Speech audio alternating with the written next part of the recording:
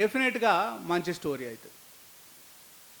ఇది నేను స్పెషల్ స్టోరీస్కు సంబంధించి మీరు పాత టెక్నిక్స్ పాత దారులు ఏవైతే ఉన్నాయో అవన్నీ కూడా మీకు తెలుసు. ఏది లెగ్ వర్క్ అని అంటే మళ్ళీ రోజు మండల ఆఫీస్కి పోవాలి, రోజు ఎంపీడీఓ ఆఫీస్కి పోవాలి, లేదా పోలీస్ స్టేషన్కి పోవాలి. న్యూస్ సోర్సెస్ ప్రతి మండలంలో కొన్ని సెంటర్స్ ఉంటాయి. ఆ సెంటర్స్లో నుంచి మనకి ఇన్ఫర్మేషన్ దొరుకుతుంది. ఎక్కడైనా లంచం తీసుకుంటున్నారు, లేదా అవకతవకలు జరుగుతున్నాయి, ఎవరికన్నా అన్యాయం జరుగుతున్నది అంటే అట్లనే మీకు అక్కడికి పోయి ఎవరో ఒక సోర్సు బాధితులు కావచ్చు, లేదా అక్కడ స్టాఫ్ కావచ్చు, ఇస్తారు కావచ్చు. కనుక అంటే దానికి మీరు ఇది యాడ్ చేసుకోవాలి, ఏది సోషల్ మీడియా అనేది. డెఫినెట్గా ఇంతకంటే బెటర్గా రాయొచ్చు. ఇంకా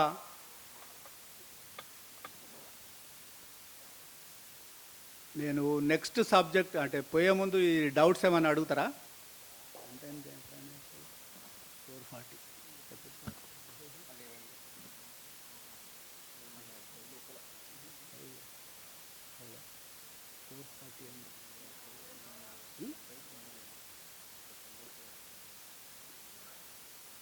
ఎలక్ట్రానిక్ మీడియా వాళ్ళు ఎంతమంది ఉన్నారు? ఓకే, ఒక 10 మంది ఉన్నారు, 10-12 మంది. ఓకే, ఎలక్ట్రానిక్ మీడియా అంటే గ్రామీణ వార్తలు అనేదాన్ని నేను ఇప్పటిదాకా దానిలోనే కవర్ అయింది.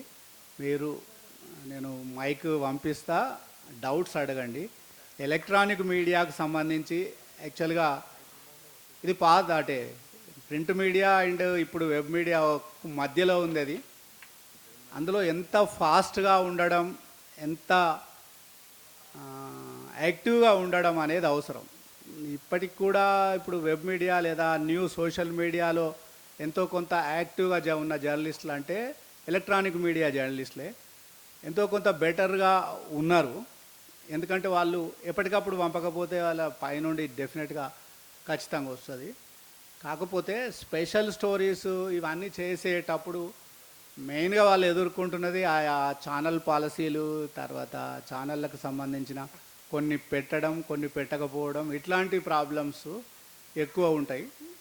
ఇంకా స్పాట్స్ అనేటివి జనరల్గా టీవీలలో ప్లే చేయడం అంటే ఏదో పెద్ద మంత్రో లేకపోతే ఎమ్మెల్యే ప్రోగ్రామ్ సంచలనమైనది వస్తే తప్ప ఎవరు పబ్లిష్ చేయరు కూడా ఛానల్లో.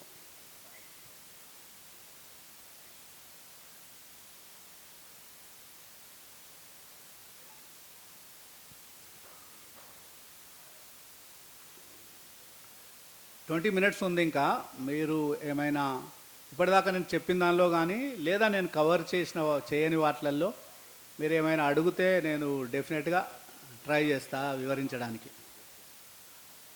మైక్ ఉంది అక్కడ సార్. నేను యాక్చువల్గా సగం టైము మీ క్వశ్చన్స్కే కేటాయిద్దాం అనుకున్నా, నేను చూడలే టైం.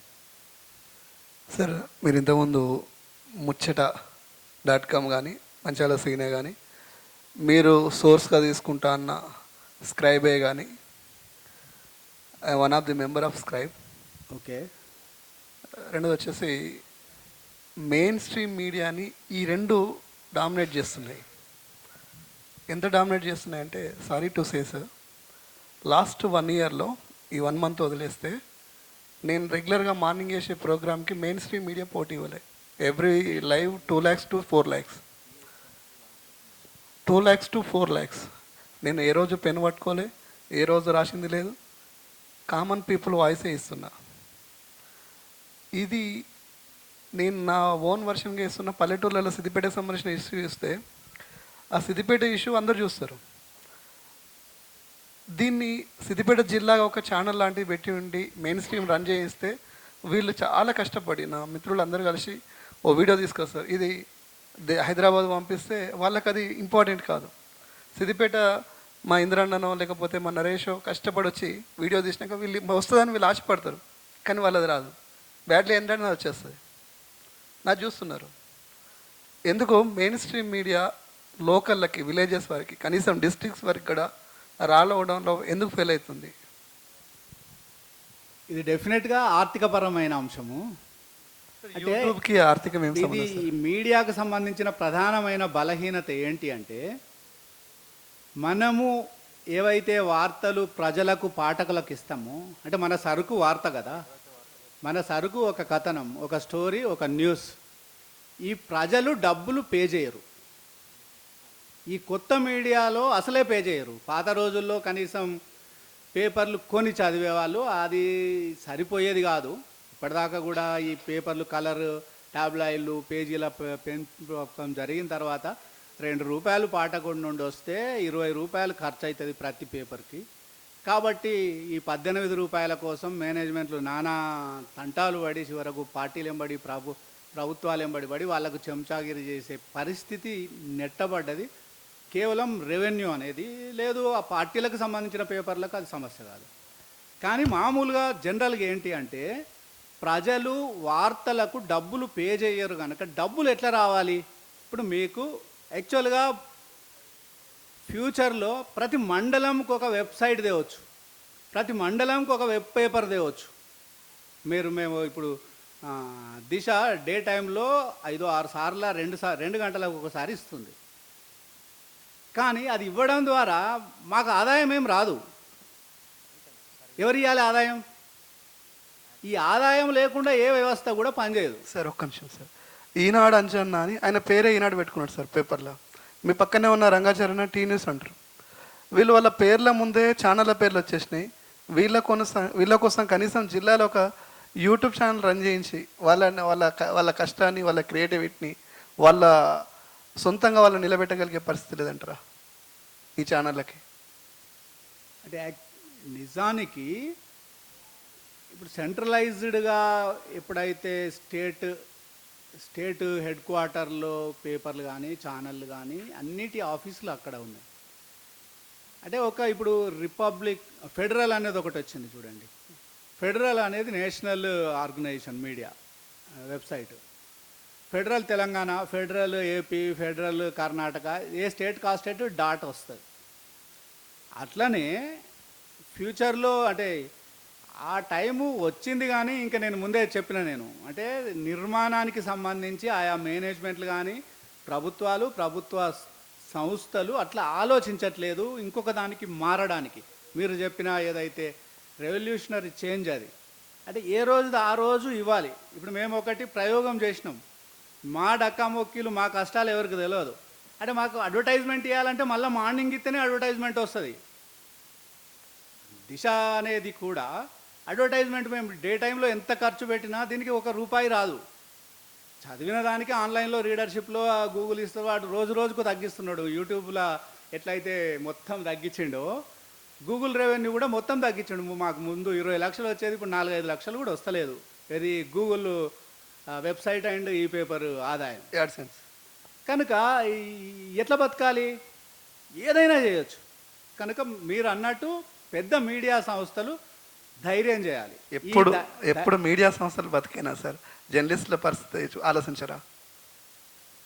అంటే ఇప్పుడు జర్నలిస్టులు అనేది ఒక మీడియా సంస్థలకు సంబంధించిన ఒక కింది స్థాయి నిర్మాణం. దీన్ని మొత్తం భ్రష్టు పట్టించిన అది కొన్ని మీడియా సంస్థలు లేదా ఇండైరెక్ట్గా సపోర్ట్ చేసిన రాజకీయ వ్యవస్థే.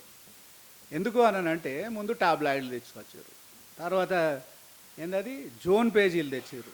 ఆ జోన్లకు కూడా పెద్ద సెంటర్ స్ప్రెడ్లు పెట్టారు. 2-4 ఒక్కొక్క నియోజకవర్గానికి 2-3 పేజీలు పెట్టారు. ఇట్లా ఎంకరేజ్ చేసి ప్రతి మండలానికి ఒక రిపోర్టర్ను పెట్టి లైన్ అకౌంట్ ఇచ్చారు. లైన్ అకౌంటు మళ్ళీ ఎగబెట్టారు. ఇప్పుడు ఏదో 1-2 తప్ప ఎవరు ఇవ్వట్లేదు, ఇచ్చే పరిస్థితి లేదు. ఇదంతా చేసి చివరకు రిపోర్టరు పార్ట్ టైమర్ అంటారు. ఎందుకంటే టెక్నికల్గా లేబర్ డిపార్ట్మెంట్ నుండి తప్పించుకోవాలంటే కంట్రిబ్యూటరు పార్ట్ టైమర్ అంటే తప్పించుకోవచ్చు కనుక పార్ట్ టైమర్. కానీ ప్రతి మండల్ కంట్రిబ్యూటర్ పార్ట్ టైమరా అంటే అర్ధరాత్రి జరిగినా పంపాలి, మార్నింగ్ జరిగినా పంపాలి, మధ్యాహ్నం జరిగినా పంపాలి. అంటే ఫుల్ టైమర్ వ్యవస్థ జరిగింది. పార్ట్ టైము పేమెంట్ అది కూడా లేదు. కాబట్టి ఇప్పుడు ఎట్లయితే అంటే ఓవరాల్గా మీడియా సంస్థలు ఖర్చు ఎంత, ఆదాయం ఎంత, వాళ్ళ లాభం ఎంత అనేది ఆలోచిస్తున్నాయి. మనం సర్వైవల్ కోసం కొట్లాడుతున్నాం. ఈ సర్వైవల్ అనేది ఇప్పటి పరిస్థితుల్లో ఇది మీడియా డీసెంట్రలైజ్ కావడము, డెమోక్రటైజ్ కావడం అనేదే పరిష్కారం నా దృష్టిలో. డెమోక్రటైజ్ మీన్స్ ఎక్కడికక్కడ మండలాలలోనో నియోజకవర్గ స్థాయిలలోనో ఆన్లైన్ పేపర్లు, వెబ్సైట్లు పెట్టుకొని సర్వైవ్ కావచ్చు అనేది కొందరు నిరూపిస్తున్నారు. డెఫినెట్గా కొన్ని యూట్యూబ్ ఛానళ్ళు సక్సెస్ అయినాయి, కొన్ని ఆన్లైన్ లోకల్ పేపర్లు కూడా సక్సెస్ అయినాయి. కానీ దానిలో కొంత క్రెడిబిలిటీ కనుక నిలబెట్టుకుంటే డెఫినెట్గా సక్సెస్ అవుతుంది. క్రెడిబిలిటీ అనేది చాలా ఇంపార్టెంట్.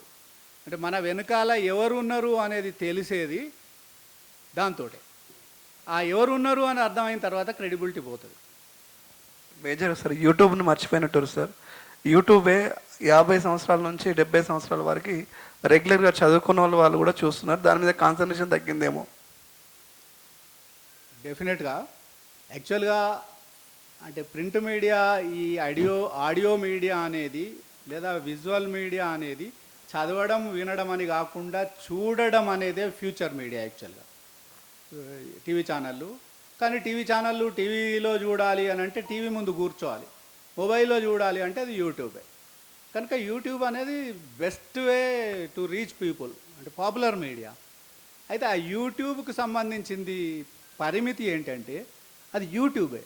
అంటే ఒకరి కంపెనీ అది ప్రభుత్వానికి సంబంధించింది కాదు, ఒక సమూహానికి సంబంధించింది కాదు, జస్ట్ ఒక యజమానే ఉంటాడు. కనుక అతను ఆ కంటెంట్ను ఏమైనా చేయొచ్చు, పాలసీలను ఏమైనా మార్చవచ్చు.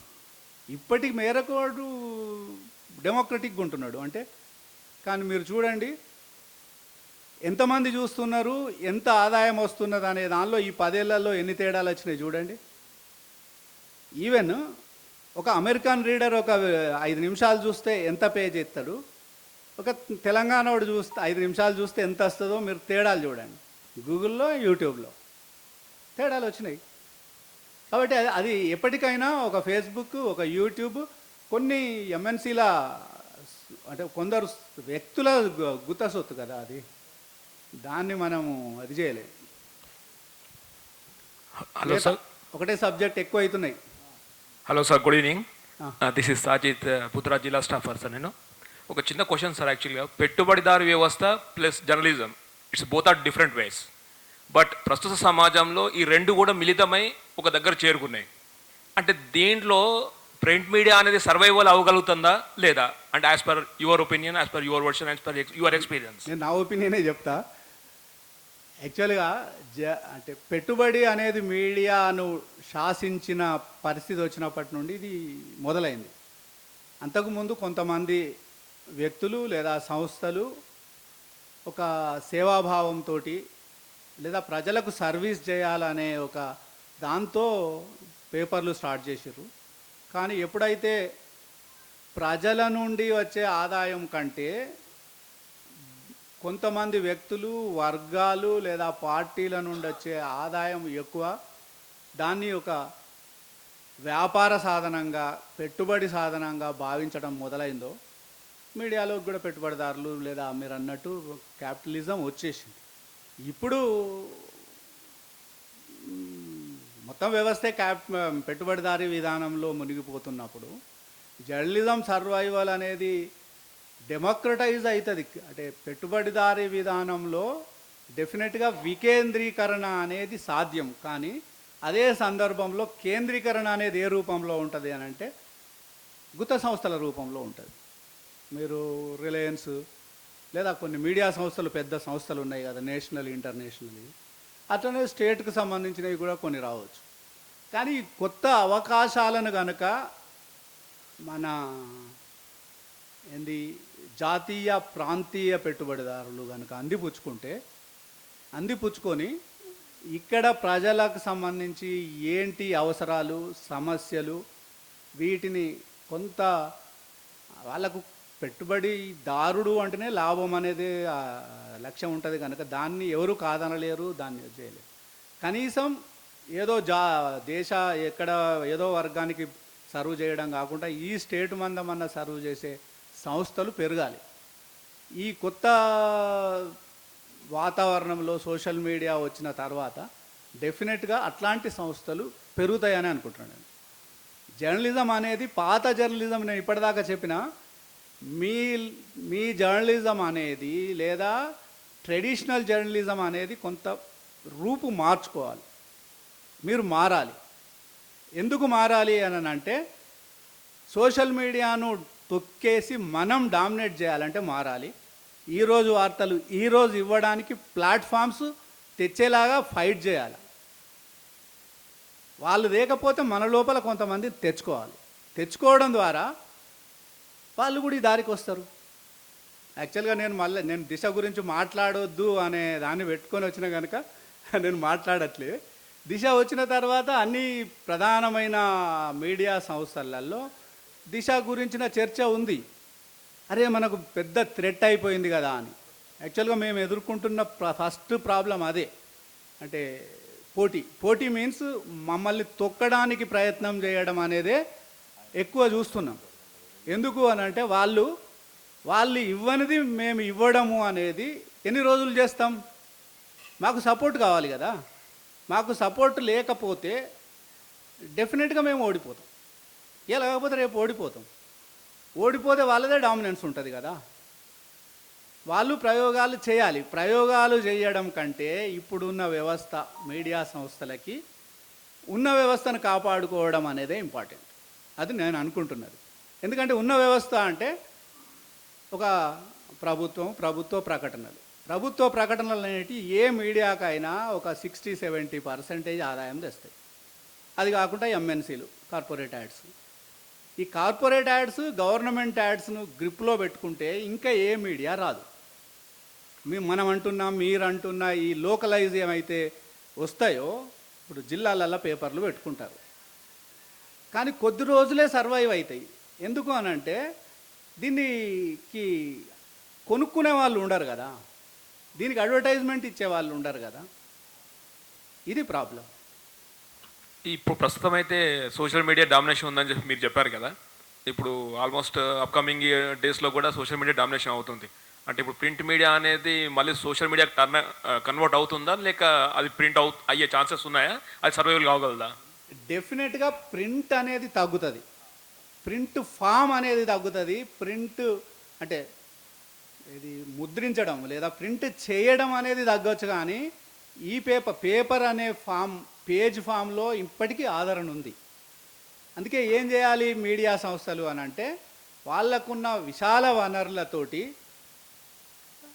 బెటర్గా తీసుకురావచ్చు.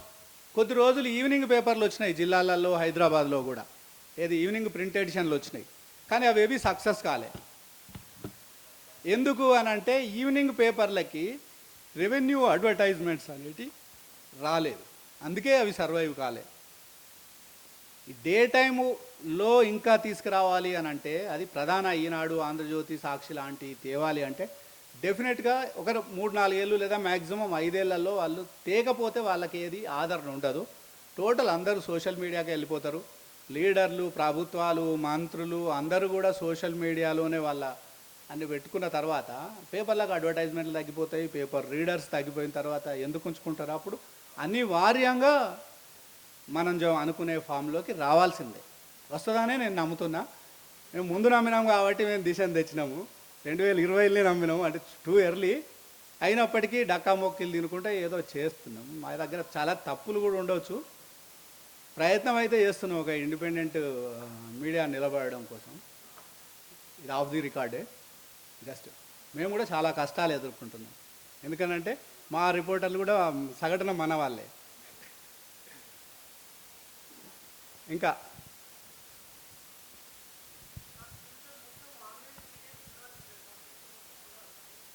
ఉంటుంది, అది రూపం మారుతుంది అంటున్నాను. ప్రింట్ ఉండదు ఇక అంటే భవిష్యత్తు. ఇప్పుడు చెప్పుకున్న ప్రధాన పత్రికలు అని చెప్పుకునే వాళ్ళది ఇప్పుడు ఏబీసీ లేదు. చూసిరా? మీకు అందరికీ తెలుసు కదా, కోవిడ్ తర్వాత ఏబీసీ రిపోర్ట్స్ రావట్లే. అంటే ఎవరు కూడా ఆడిటింగ్ అవన్నిటిని దాటుకొని అది చేసే పరిస్థితిలో లేరు. అంత సర్క్యులేషన్ ఎవరికి లేదు. మనకు మామూలుగా చూస్తే ఇదివరకు సిద్దిపేటలో సిద్దిపేట బస్ స్టాండ్లో 2 బస్ స్టాండ్లలో ఎట్లా ఉండేది, ఎన్ని స్టాళ్ళు ఉండేటి, పొద్దున లేస్తే ఆ చౌరస్తాలలో కట్టలు కట్టలు ఎట్లా పడేది, పేపర్ బాయ్స్ తీసుకుపోవడము, ఇవన్నీ జీబులలో అవి రావడము, ఇవన్నీ ఈ వ్యవస్థ ఇప్పుడు ఎంత కనబడుతున్నది అనేది చూసుకుంటేనే ఎంత శాతం ప్రింట్ తగ్గిపోయింది అనేది మనకు అర్థమవుతుంది. కాబట్టి ఇది ఫ్యూచర్లో ఇంకా తగ్గి మొత్తం కూడా ఆన్లైన్కు షిఫ్ట్ అయ్యే అవకాశం ఉంది. ఎందుకు అందరూ షిఫ్ట్ కావడానికి భయపడుతున్నారంటే, షిఫ్ట్ అయితే ఇవి రావు కదా, ఏవి అడ్వర్టైజ్మెంట్స్ రావు కదా. ఇప్పుడు దిశ అనేది మెయిన్ స్ట్రీమ్ పేపరు అందరితో మెయిన్ స్ట్రీమ్ పేపర్లతో ఈక్వల్గా సర్క్యులేషన్ ఉంది ఆన్లైన్లో.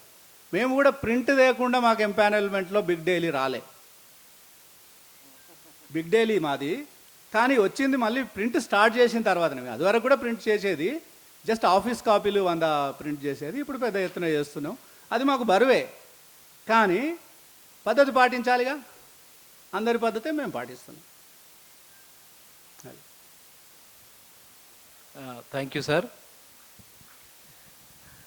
సుదీర్ఘమైనటువంటి ఒక వివరణ